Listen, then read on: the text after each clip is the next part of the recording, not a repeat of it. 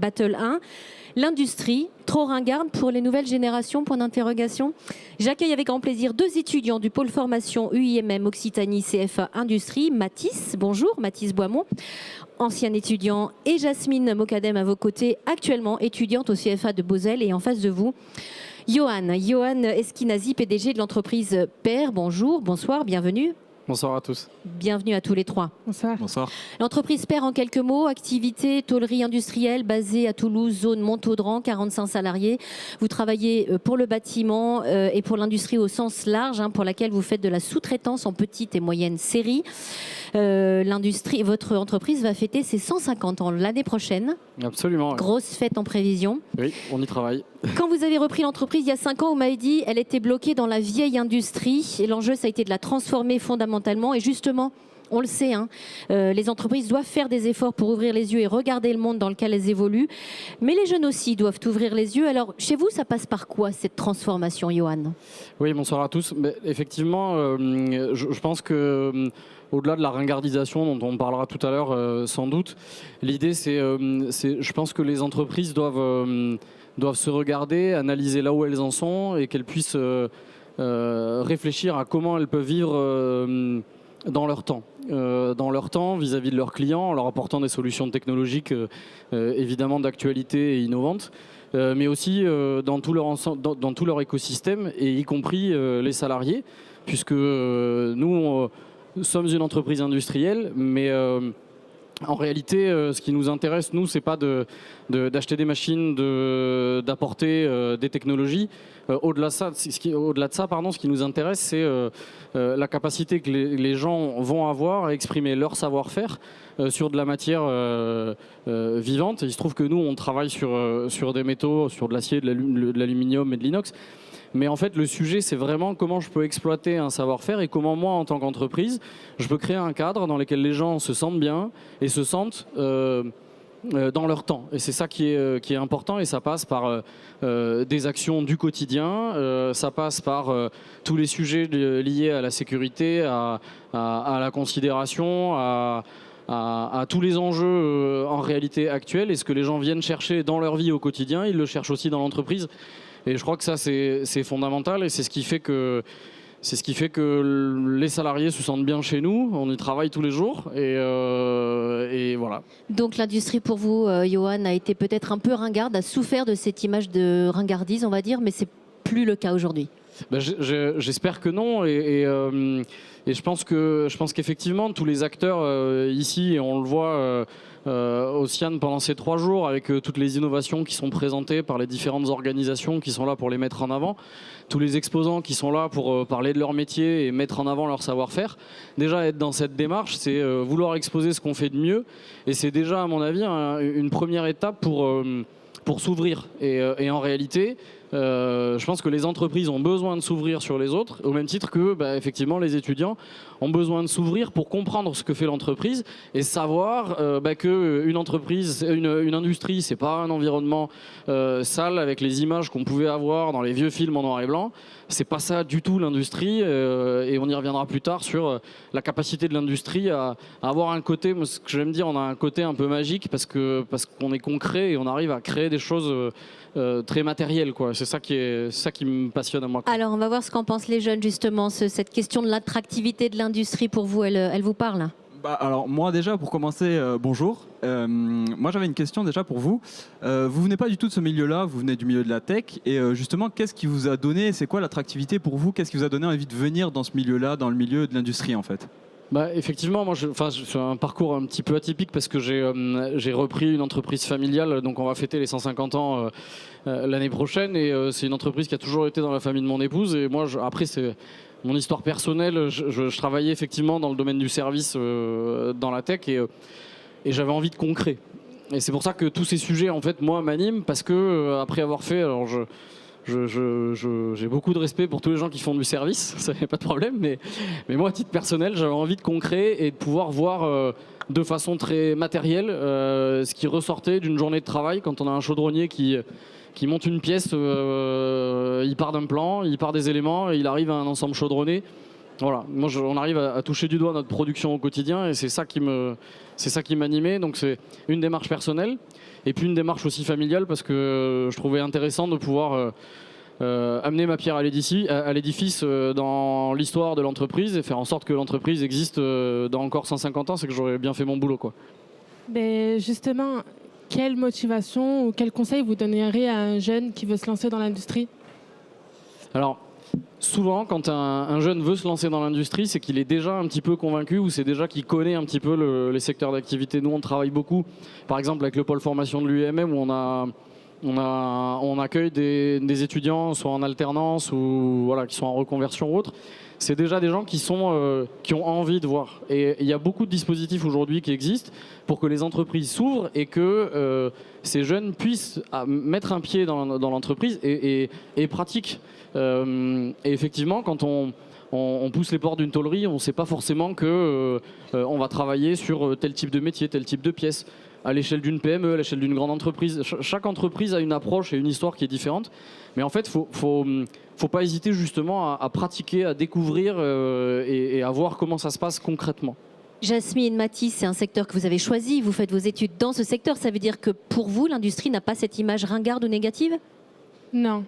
Pour moi, justement, j'ai choisi ce métier de maintenance parce que dans l'industrie, en fait, on voit jamais la même chose chaque jour. Donc ça, c'est un truc qui m'a plus direct. Je me suis dit, jamais demain, je vais voir ci, et l'après-demain, je vais voir ça. Et surtout dans la maintenance, c'est plusieurs métiers en un seul. Donc je fais jamais la même chose et je vois jamais la même chose. Donc ça, c'était parfait et je m'étais dit que c'était... Et pour autant, vous êtes assez peu de filles à choisir ces filières. Oui, hein. c'est ça. Quelle est la part des filles dans votre section aujourd'hui? C'est quoi, 10%, 20%, 5%? Alors en pourcentage, je n'ai pas les chiffres, mais dans tout mon parcours professionnel, j'étais souvent la seule. Dans tous les services où j'ai été, que ce soit dans mes classes ou dans mes stages ou même maintenant en alternance, mon service, je suis là. Bon, maintenant il y a un peu plus de femmes, ça a évolué, mais à l'époque où j'ai commencé, j'étais vraiment la seule. On demandera à Johan Est-ce que vous êtes à la parité chez Père? Je ne crois pas encore tout à fait. Mathis, vous posiez la question à Johan à l'instant de savoir pourquoi il avait choisi bifurquer vers ce secteur. Ça veut dire que pour vous, elle avait cette image ringarde, l'industrie, auparavant? Moi, en fait, quand je suis rentré dans l'industrie, je ne connaissais pas vraiment. Je suis rentré un peu par hasard. J'ai passé un concours, le concours du lycée Airbus. Et voilà, je suis rentré dedans sans vraiment connaître. J'ai découvert au fur et à mesure et j'ai jamais vraiment eu cette vision de l'industrie ringarde. Donc non, pour moi, c'était pas vraiment ma vision de l'industrie. Je l'ai découverte en ne connaissant pas grand-chose au final. Alors moi, je voudrais avoir vos arguments à chacun sur, parce que vous avez l'air d'être d'accord sur le fait que l'industrie n'est plus ringarde, mais pourquoi elle n'est plus ringarde? Qui veut commencer? Allez-y. Pour moi, elle est plus ringarde parce qu'elle a changé. Elle a changé. En fait, l'image quand même que j'avais, c'était un milieu dur physiquement, où on sortait du travail, on était un peu cassé, on était... oui, ça nous pesait. Un métier physique. Voilà, un métier physique. Et aujourd'hui, je trouve que les entreprises, elles ont changé à ce niveau-là. Elles mettent elles ont des démarches où justement le salarié passe en premier, la santé du salarié passe en premier. Et justement, pour moi, c'est une des raisons des plus importantes en fait. Voilà. Je voudrais vous interpeller sur cette question, Johan. Qu'est-ce que vous faites chez vous? Moi, je suis complètement d'accord avec Mathis. C'est que effectivement, alors chez nous, mais je pense que le sujet est plus large et heureusement, on n'est pas les seuls à avoir cette démarche-là. C'est exactement ça. C'est-à-dire que le salarié est au centre de notre métier. L'entreprise, en réalité, ce sont nos salariés. Je veux dire, nous, la machine la plus performante, elle ne fonctionne pas toute seule, c'est pas vrai. Ça n'existera jamais. Et heureusement pour nous, parce que voilà, nous, à notre petit niveau, on contribue à maintenir et à développer, parce qu'on est en croissance, tant mieux, mais une industrie locale basée à Toulouse avec une 50aine de salariés, et c'est ça qui nous anime. Donc concrètement, nos salariés sont au cœur. Donc évidemment que nous, par exemple, quand on va faire un investissement, en réalité, à notre niveau de PME, le ROI, ça n'est que la conséquence de l'investissement qui est bien choisi. Oui, pardon, ouais. Le retour sur investissement, ça n'est que la conséquence de l'investissement qui est bien choisi. Et l'investissement qui est bien choisi, c'est un investissement qui est utile. La première utilité, c'est de faciliter la vie des gens. On parlait par exemple d'attractivité, de nouvelles technologies, etc. Quand il y a quelques années, on a décidé, nous, de s'équiper d'un robot de soudure, on ne l'a pas fait avec la volonté de se dire on va augmenter nos cadences, c'est pas ça. Le sujet, c'était comment on arrive à enlever de la pénibilité. Et nous, on travaille sur des petites et moyennes séries. Donc, nos salariés n'ont pas l'habitude et n'ont pas spécialement envie, et je les comprends, de travailler pendant des jours et des jours sur la même pièce pour avoir quelque chose de répétitif. Voilà, c'est pas notre métier, c'est pas là-dessus qu'on travaille. Mais ça nous arrive de temps en temps. Et donc, l'objectif pour nous, c'était de nous soulager et nous aider en fait de la technologie pour nous soulager sur quelque chose qu'on avait moins envie de faire. Ou des choses moins pénibles avec des outils qui nous permettent des potences pour soulever les charges, etc. etc. Donc là, c'est sûr, le salarié est au centre de notre intérêt et en réalité, voilà, nos investissements sont là pour contribuer à ce qu'on arrive à travailler de mieux en mieux au quotidien. L'industrie se transforme, ça passe par quoi? Est-ce que vous vous en rendez compte? On a parlé, Mathis, de l'aspect pénibilité du travail sur lequel on essaie de travailler aujourd'hui pour que ce soit moins fort. Mais Jasmine, comment vous la voyez évoluer cette industrie? Et quels sont peut-être pour vous les critères importants aujourd'hui pour entrer dans le monde de l'industrie? Est-ce que c'est la RSE? Est-ce que c'est... Justement, l'industrie, maintenant, ça évolue parce que sans l'industrie, il n'y a rien. Comme je le dis souvent et à tout le monde, l'industrie c'est le futur. Donc sans l'industrie, on peut rien faire. On peut pas avoir tout ce qu'on a là autour de nous, c'est de l'industrie. Et grâce à nous, tous ceux qui sont dans l'industrie, c'est grâce à nous qu'on est tout ce monde-là. Et avant que je choisisse ça, je me rendais pas compte de ça. Vraiment, j'avais une image de l'industrie, c'est une usine, c'est ça, c'est des vieux, c'est... Et non. La preuve que non. Il n'y a pas que des vieux, même si moi je commence à passer dans le côté des vieux. Mais bon. Bien au contraire, on devrait mettre plus de jeunes. Et ce que je vois aujourd'hui, c'est que ça évolue parce que maintenant il n'y a que des jeunes, il y a beaucoup de technologies, c'est plus comme avant. Avant que vous rebondissiez sur une question, je voudrais avoir la moyenne d'âge dans votre entreprise, mais c'est peut-être une des questions que vous vouliez poser, Mathis. Oui, exactement. Alors, les chiffres de la semaine dernière, on est à 44 ans de moyenne d'âge. Donc on a effectivement un rajeunissement de nos salariés. Et moi, je l'ai constaté aussi parce que c'est vrai que même si moi, j'ai repris l'entreprise il y a 5 ans et demi, on a aujourd'hui des profils jeunes qui sont attirés par des fonctions de production ou des fonctions support. Parce que il y a aussi, typiquement dans notre entreprise, même si on est 45, on a une personne qui s'occupe des achats et de la qualité. Et elle ne travaillait pas forcément dans l'industrie avant. Et on a suffisamment de compétences en interne pour pouvoir la former sur des éléments techniques, etc. Et c'est très bien. Et donc je pense aussi que l'entreprise a cette capacité de pouvoir amener les gens à des éléments techniques que les gens ne maîtrisent pas forcément au départ. Et c'est pas grave. Et il faut qu'on puisse continuer à se développer comme ça. Et voilà. Je vous laisse poser les questions si vous en avez d'autres à Johan. Sur le turnover peut-être aussi, ça c'est important pour vous. Est-ce que c'est un critère en phase de recrutement, savoir si les gens restent dans leur entreprise? Est-ce qu'il y a une ancienneté particulière chez vous? Alors oui, pour moi c'est important. J'aime regarder ce critère-là, savoir si les gens veulent rester dans les entreprises. Et surtout, en fait, ce qui m'intéresse, c'est aussi les possibilités d'évolution de carrière. Moi, je sais que quand je commence quelque chose, j'ai envie d'évoluer, j'ai envie de prendre des responsabilités au fur et à mesure. Et est-ce que vous voyez les jeunes évoluer, sortir de la production peut-être, ou prendre des responsabilités? Est-ce que pour vous, c'est un critère de sélection à l'embauche aussi pour les jeunes? Alors, c'est pas un critère de sélection parce que, en fait, moi, je me suis aperçu d'une chose, c'est que il faut tout pour faire un monde. Il y a des gens qui ont envie de pouvoir progresser, de prendre des responsabilités, etc. Et puis il y a des gens qui sont contents du périmètre qu'ils occupent et qui n'ont pas forcément, même si on veut les pousser à prendre des responsabilités, à évoluer, et qui n'ont pas forcément envie de ça. Et ça, moi, je le respecte. Donc on arrive à composer entre les gens qui veulent évoluer et les gens qui le veulent un peu moins. L'avantage et l'inconvénient d'une PME, c'est qu'on va sans doute avoir moins de perspectives d'évolution d'un poste à l'autre ou d'une branche à l'autre, parce que par définition, on n'a qu'un seul établissement. Je prends l'exemple de mon responsable de production. S'il veut évoluer, il faut qu'il prenne ma place. J'ai pas forcément prévu de partir tout de suite, donc ça va être compliqué. Pour autant, et c'est l'avantage d'une PME, c'est que son périmètre, au-delà du poste qu'il va occuper, la PME nous apporte une flexibilité qu'on va peut-être retrouver un peu moins dans un grand groupe qui est lié à sa structure et à sa façon de travailler. Ce qui fait que le périmètre du poste que vous occupez peut évoluer, on peut faire des nouvelles choses, on peut avoir des nouveaux projets, on peut Chez nous, les circuits de décision sont très rapides. On a une idée, on vient voir, c'est oui, c'est non, et puis on le met en place. Donc voilà, il y a des avantages et des inconvénients qui sont, à mon avis, pas forcément liés à l'industrie, mais plus à la taille de l'entreprise. Après, je pense que il faut que la personne et l'entreprise arrivent à se rencontrer sur les mêmes, leurs mêmes intentions, quoi. Voilà. Et justement, du coup, il y a beaucoup de turnover chez vous, dans votre société? Alors non, on a de la chance. Enfin, c'est pas que de la chance, j'espère. Mais non, on a très peu de turnover parce que ça fait partie de notre ADN maintenant. On essaie de faire le maximum pour que les gens se sentent bien chez nous. En fait, moi, je dis souvent, je passe plus de temps dans ma vie, et c'est le cas de tous nos collaborateurs, je passe plus de temps dans l'entreprise que chez eux. Donc si les gens viennent chez nous pour travailler et n'ont pas envie, n'ont pas le sourire, sont pas contents, c'est que moi j'ai mal fait mon boulot. Et en fait ça c'est mon rôle à moi. Au-delà de mes responsabilités de dirigeant, en réalité, ma vraie responsabilité c'est de faire en sorte que les gens soient contents de venir travailler, qu'on fasse du bon boulot. Finalement mon job il est assez simple. On arrive petit à petit à la fin de cette séquence, mais je voudrais vous demander un message de conclusion. Alors, on l'a compris, vous êtes plutôt d'accord avec le fait que l'industrie n'est plus ringarde comme elle a pu l'être, elle ne souffre plus de cette image de ringardise.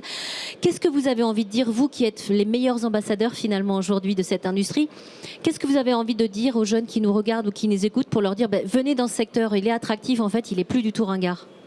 Déjà, je leur dis d'être curieux, de venir découvrir et pas de rester sur les préjugés qu'ils peuvent avoir. Moi, j'ai eu la chance de découvrir ça assez jeune. Et non, c'est un secteur qui est rempli d'opportunités, rempli de confiance. Et je leur dis de venir découvrir ce secteur. Et voilà. Jasmine, qu'est-ce que vous dites aux filles pour les attirer dans ces filières? Ça, c'est sûr. Comme je l'ai dit, j'ai souvent été la seule. Maintenant, il y a de plus en plus de femmes, donc c'est que je conseille beaucoup. J'ai beaucoup conseillé de femmes à venir dans l'industrie et il y en a beaucoup qui m'ont remercié après ça. Et ce que je peux dire aux jeunes femmes ou même aux jeunes garçons, c'est d'oser, d'être curieux et de tenter, que même si c'est pas ce qu'ils veulent, c'est pas grave. On arrive dans un monde où il y a beaucoup d'opportunités comparé à avant, où on peut changer de voie facilement. Donc faut oser, faut tenter. Et si ça marche pas, il y a toujours une possibilité. Johan, ils ont des profils pour intégrer l'entreprise? Ouais, demain. Non, bien sûr. C'est exactement ce qu'on recherche et je pense que c'est ce que tous les entrepreneurs recherchent. C'est la base en fait, c'est d'avoir envie dans tout ce qu'on fait. Et ça, voilà, moi je suis très content à chaque fois de venir chaque année au Cian.